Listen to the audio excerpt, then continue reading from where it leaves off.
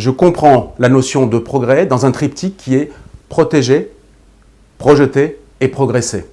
Le mal aujourd'hui se situe dans le cadre médian de ce triptyque, se projeter. On a du mal à se projeter. On a du mal à se projeter parce que l'avenir qu'on nous propose est un avenir au mieux catastrophique, au pire apocalyptique. Donc ce que l'on fait, c'est essayer de retenir le présent et donc de se sécuriser.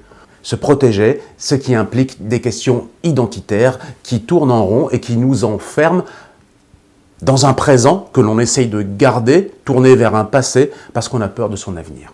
Mais si l'on veut réactiver le progrès, il faut impérativement réanimer le projet. Pour ça, changer déjà la sémantique du monde dans lequel on évolue, qui nous parle de décroissance, encore un terme finalement négatif.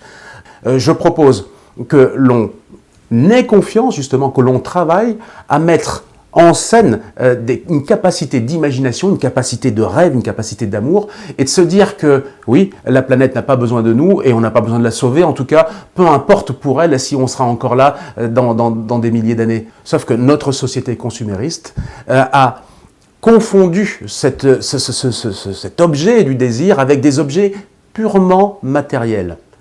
Il est donc important, si on veut pouvoir penser l'avenir de façon plus radieuse, de changer ce système capitaliste fondé uniquement sur la croissance, en tout cas sur la croissance quantitative, et accepter que l'homme a besoin d'expansion, mais que cette expansion doit aussi passer par ce que Rousseau appelait les nourritures de l'esprit. Se projeter et alors progresser. Mais progresser pas que de façon quantitative, mais aussi de façon qualitative. Le progrès est d'abord et avant tout une valeur morale, une valeur qui croit que l'humain est capable d'évolution et d'élévation.